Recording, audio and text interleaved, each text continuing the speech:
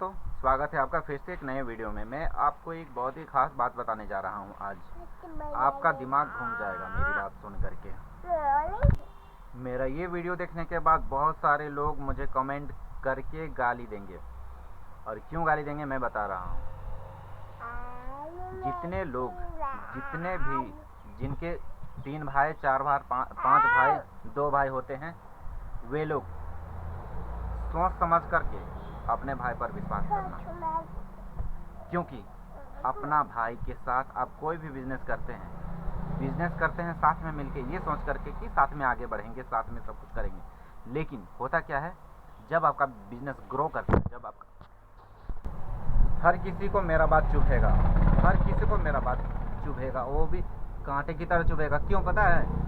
क्योंकि जितने भी भाई हैं, मैं सबको एक भाइयों को संदेश देना चाहता हूँ कि अपने भाई के साथ कभी भी कोई भी बिजनेस मत करना, क्योंकि महाभारत भी हुआ था भाइयों की वजह से हुआ था, और अभी भी यही चल रहा है। जब आपका बिजनेस, आप जब बिजनेस कर देंगे, जब जिस समय आप कुछ भी नहीं है, जब आप बिजनेस करना चाहेंगे, जब आप बिजनेस आपका ग्रो करेगा, उस समय आपका भाई क्या करेगा कि जब वो ग्रो कर जाएगा, आगे बढ़ जाएगा, उसके बाद वो क्या करेगा कि जो छोटा भाई होता है, जिसकी वजह से वो बिजनेस चलता है, उसी को बोलेगा तुम बुरा है, तुम गलत कर रहा है, तुम चोरी कर रहा है, तुम ये कर रहा है, तुम वो कर रहा है, बोल के उसको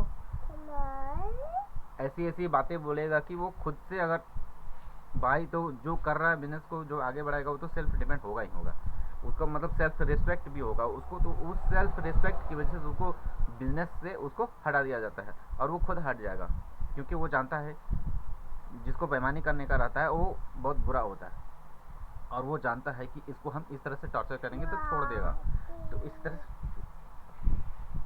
तरह से टॉर्चर करेंगे तो वो छोड़ छाड़ के चला जाएगा।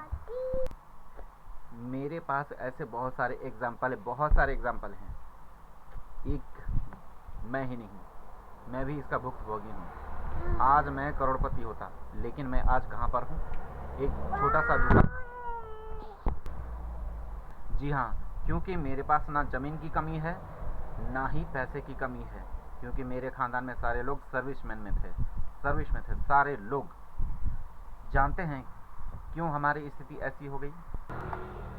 सिर्फ और सिर्फ भाइयों की दगाबाजी की वजह से। पूरे परिवार में एक ऐसा शख्स होता है, हर किसी के परिवार में होता है। आप भी नज़र घुमा के देख लीजिए, कहीं आपके परिवार में भी वैसा आस्तीन का सांप ना हो। तो आप भी अपने परिवार में देखिए नज़र घुमा के कि कहीं वैसा कोई शख्स तो नहीं जो आपको मीठी मीठी बातों पर आपसे सिर्फ काम लिए जा रहा है, और जब आपका समय आएगा, जब अपना हक की बात करेंगे, आपको जब अपना ज़रूरत पूरा जब करने का ज़रूरत पड़ेगा, उस टाइम पे वो आपको क्या दिखाता है? क्या आपको हेल्प करता है, या आपको साइड करने बोलता है, या फिर आपको कहेगा कि तुम हिस्सा ले लो, या कुछ बोलेगा। हिस्सा तो जिसको देने का नहीं रहेगा, वो तो 50 तरह के बहाने बनाएगा, ऐसे किया वैसे किया बोल के वो अपने सारा अकाउंट, सारी चीज़ें अपने पास कर लेगा। दोस्तों, मेरे पास बिल्कुल भी टाइम नहीं है, मेरा बाबू भी मेरे साथ है, मेरी वाइफ सिलाई कर रही है, तो उसको भी डिस्टर्ब ना हो, इसके लिए हम बाबू को यहाँ पर रखे हुए हैं। आप नज़र घुमा के देख लीजिए, आपको बहुत सारा एग्जाम्पल मिलेगा इस विषय में, इस टॉपिक में। हालांकि इस टॉपिक में कोई बात नहीं करता। क्यों नहीं करता? क्योंकि ये फैमिली मैटर है, और यही सोच करके सब चुप रहते, कोई बोलता नहीं है। क्योंकि फैमिली में, परिवार में कोई ऐसा शख्स होता है जिसके बारे में कोई बताता नहीं है, कोई बोलना नहीं चाहता, इसी वजह से कि उसके परिवार को नीचे की दृष्टि से देखा जाएगा। हाँ, ऐसा होता है, पर जिसके पास समझदारी होगा, जिसके पास दिमाग होगा ना, वो खुद इस बात को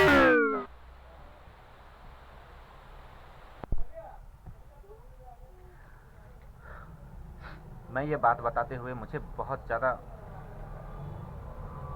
हिम्मत करने की ज़रूरत पड़ा है, और अपने आप से बहुत संघर्ष करने की ज़रूरत पड़ा है कि मैं आपको ये बात बताऊं, ताकि जो गलती हो चुकी है उसको सुधारा जा सके।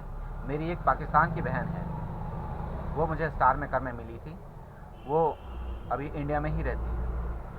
उनको सारा सेवा छोटी बहू से लेता था, सारा चीज़ मतलब काम करवाता था अपना भाई से और सारा सेवा लेता था। उसके बाद जब हिस्सा देने की बारी आई, उसके बाद करीब 3 करोड़ उसका निकल रहा था, लेकिन 3 नहीं 4 करोड़ समथिंग उसका प्रॉपर्टी निकल रहा था छोटे भाई का। लेकिन बड़ा भाई को जब समझाया जाता है, मीटिंग बैठता है तो बोलता है कि हाँ देंगे, लेकिन उसका बेटा बीच में आ जाता, बोलता नहीं देंगे। इस वजह से उस फैमिली को, जो मेरी बहन लगती है, उसका बहुत प्रॉब्लम हुआ, बहुत प्रॉब्लम। उसके छोटे छोटे बच्चे हैं, वो कहीं कमा नहीं सकते हैं, और कभी कभी तो खाने के भी प्रॉब्लम हो जाते हैं कि कैसे खाएंगे। वो अभी मुंबई महाराष्ट्र में रहते हैं वे लोग, तो बहुत ज़्यादा प्रॉब्लम होता है। तो मैं ऐसे लोगों को कहना चाहता हूँ कि क्या जो सहायता लेते हैं बड़े भाई लोग, जितने भी बड़े भाई लोग हैं, छोटे भाई की सहायता लेते हैं और बिजनेस में प्रॉपर्टी बनाते हैं, प्रॉपर्टी बनाते हैं, उसके बाद क्या करते हैं, छोटे भाई को ऐसे कर देते हैं। बड़े भाइयों को जो भी बेईमानी करते हैं, उनको समझ लेना चाहिए कि आप बहुत बड़ा पाप कर रहे हैं, बहुत ही बड़ा पाप कर रहे हैं। इस पाप से आपको बचना चाहिए। सॉरी दोस्तों, मेरा बाबू ना बहुत डिस्टर्ब कर रहा है, क्योंकि बच्चा लोग तो शांति से रह नहीं सकता है। शांति से रहेगा नहीं तो हमको परेशान करेगा ही करेगा। तो दोस्तों, मैं इसीलिए ये बात आप लोगों को समझा रहा हूँ कि विश्वास कीजिए, लेकिन अपना हक कैसे लेना है ये आप तय करेंगे, समझे? नहीं तो आपका 25-30 साल बर्बाद हो जाएगा। अगर आप बैचलर हैं तो आपका जब शादी होगा, आपके पास जब खर्चा नज़र आने लगेगा, तब आपको साइड कर दिया जाएगा। इसीलिए आप बैचलर हों तो आपको तो समझ में नहीं आएगा कि मुझे पैसा बचाना है या उड़ाना है, तो आप बचाइए, क्योंकि आगे बहुत परेशानी होगा। मुझे देख रहे हो ना, मेरी जो स्थिति अभी देख रहे हैं ना, ये स्थिति बनाई गई है, मैंने नहीं बनाई है, ना ही मेरे किस्मत में है। मैं उस इंसान को, ज़ीरो था, ज़ीरो से मैंने उसको करीब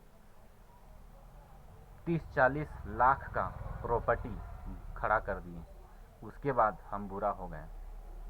इसीलिए आप लोग भी सावधान रहिए, सतर्क रहिए, क्योंकि कोई बाहर वाला आपको परेशान करने नहीं आएगा। बाहर वाला तो बाद में आएगा, पहले आपको अपने घर के अंदर के दुश्मनों को पहचानिए।